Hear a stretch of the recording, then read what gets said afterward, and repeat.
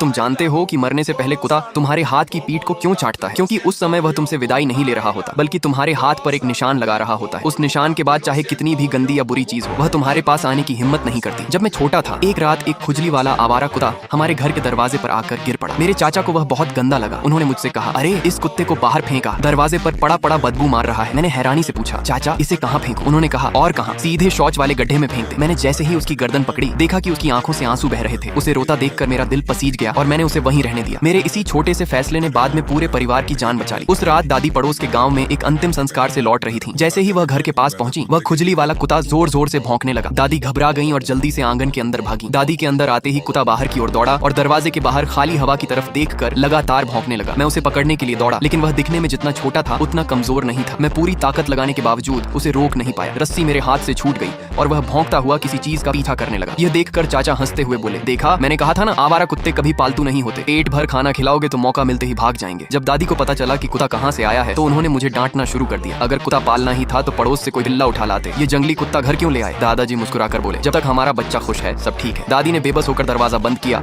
और मुझे गोद में उठाकर बोली, कोई बात नहीं बेटा, अगर कुत्ता भाग गया तो भाग गया, मैं तुम्हारे लिए दूसरा ले आऊंगी। लेकिन तभी उस कुत्ते ने जोर से भौंकते हुए ऐसा कारनामा किया कि सब दंग रह गए। वह सीधे आंगन की दीवार के बाहर से छलांग लगाकर अंदर आ गया। हमारे घर की दीवार 3 मीटर से भी ज्यादा ऊंची थी, फिर भी वह आराम से उसे पार कर गया और जमीन पर उतरते समय जरा सी भी आवाज नहीं हुई। अंदर आते ही वह अपनी पूंछ हिलाते हुए मेरे चारों तरफ चक्कर लगाने लगा। इस बार उसने दादी पर नहीं भौंका, लेकिन दादी फिर भी डरकर कई कदम पीछे हट गई। वह कांपती हुई बोली, यह कुत्ता कुछ ठीक नहीं लगा। दादाजी ने नाराज होकर कहा, क्या ठीक नहीं लगा? इसने हमारे बच्चे को अपना मालिक मान लिया है। इसका पेट हमारे बच्चे के दिए खाने से भरा है। ये हमारे बच्चे का सौभाग्य है। दादी अभी भी उससे डरी हुई थी। उन्होंने दादाजी के पीछे छिपकर मुझसे कहा, बेटा जरा इसके पास जाकर इसे छूकर तो देखो। मैं उसके पास गया। वह फिर धीरे धीरे घुर्राने लगा, लेकिन मुझे पता था कि वह प्यार जता रहा है। मैंने उसके सिर पर हाथ फेरते हुए कहा, दादाजी इसके दांत कितने नुकीले हैं, गाँव के बाकी कुत्तों से भी बड़े हैं और इनमें तो हुक जैसी मोड़ भी है। कुत्ता आराम से पलट गया और अपना पेट ऊपर करके लेट गया। तभी चाचा बोले, अभी थोड़ी देर पहले इसका पेट अंदर धंसा हुआ था, बाहर जाकर ऐसा क्या खाया कि पेट गोल मटोल हो गया? दादाजी ने हुक्का खींचते हुए कहा, कहावत है, कुत्ता गंदगी खाता है, भेड़िया मांस खाता है, लेकिन यह दोनों में से कुछ नहीं खाता। मांस तो इसके लिए बस नाश्ते जैसा है। अभी जो बाहर गया था वह अपना असली भोजन करने गया था। ये सुनते ही दादी का चेहरा पीला पड़ गया और वह कांपते हुए जमीन पर बैठ गई। उन्होंने डरते हुए पूछा, तो क्या जब मैं वापस आ रही थी तब कोई चीज मेरे पीछे लगी हुई थी? दादाजी तुरंत गरजे, चुप रहो, एक शब्द भी मत बोलो। फिर उन्होंने उस कुत्ते की ओर इशारा करके मुझसे कहा, बेटा आज के बाद इसे सिर्फ तुम ही खाना खिलाओगे, कोई और खिलाने की कोशिश करेगा तो यह कभी नहीं खाएगा। चाचा को दादाजी की बात पर बिल्कुल यकीन नहीं हुआ। वह घर के अंदर गए और धुएं में सुखाया हुआ मांस का एक टुकड़ा लाकर कुत्ते के सामने रख दिया। ये देखकर दादी घबराकर चिल्लाई, अरे मत करो, हमारे पास खुद खाने को कम है और तुम मांस कुत्ते को खिला रहे हो।